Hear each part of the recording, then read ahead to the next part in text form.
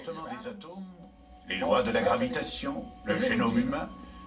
Pour gérer tous ces programmes individuels, le créateur aurait besoin d'une sorte de programme central, comme un système d'exploitation cosmique.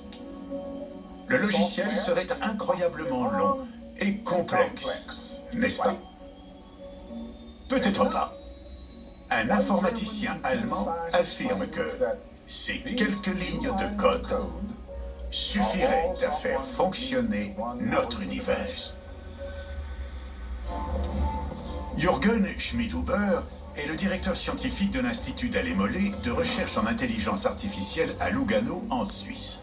Il pense que notre univers pourrait bien être généré par ordinateur et il croit être capable d'écrire son code source. À mon avis, il est tout à fait possible que notre univers soit calculable. C'est-à-dire que tout ferait partie d'une simulation informatique. Vous allez me dire, comment pourrait-on programmer l'univers entier en moins d'une dizaine de lignes de code? Il y a beaucoup de choses dans notre monde qui paraissent très complexes, mais qui ne le sont pas.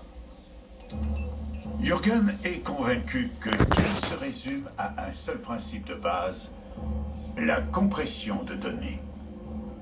Par exemple, voici un nombre incroyablement long. Il est assez long pour faire le tour du monde et revenir jusqu'ici, encore et encore, à l'infini. Il y a un concept très simple derrière ce nombre. C'est le rapport constant de la circonférence d'un cercle à son diamètre. Ou encore, pi. C'est un code très court qui calcule cette incroyablement longue séquence. Compresser un nombre aussi grand que pi en quelques lignes de code est simple. Des compressions de données similaires pourraient exister tout autour de nous. Les nuages dans le ciel pourraient être figurés par une simple équation qui générerait des formes et des mouvements complexes. Il en serait de même pour tout notre environnement. Un programme générateur de terrains fractaux utilise de petits triangles qu'il empile les uns sur les autres tout en les faisant pivoter et s'encastrer les uns dans les autres sur différentes faces pour produire une version réaliste de la nature.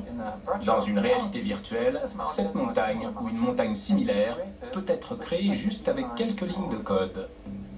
Un simple programme en boucle pourrait peut-être suffire à construire une montagne virtuelle. Mais qu'en est-il des êtres vivants? Qu'en est-il de la complexité du comportement humain? Est-ce que tous nos mouvements et toutes nos décisions peuvent être compressés en quelques bits de code? Pour Jürgen, apprendre reviendrait à compresser des données. Quiconque a déjà essayé de se rendre à un point précis dans une ville inconnue sait à quel point cela peut être compliqué. Mais quand on a appris le trajet, la fois suivante, c'est facile.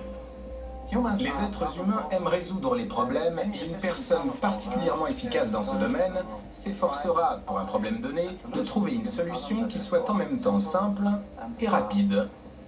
Si Jürgen décide de se rendre au sommet d'une montagne à proximité, il utilisera une série de programmes simples pour s'y rendre. Chaque programme, contribuant à réaliser une tâche plus importante, s'appelle un sous-programme.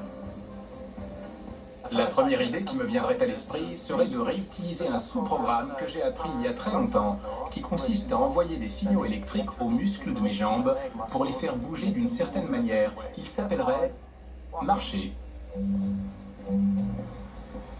L'action coordonnée de milliards de nerfs et de cellules musculaires est à présent un simple sous-programme.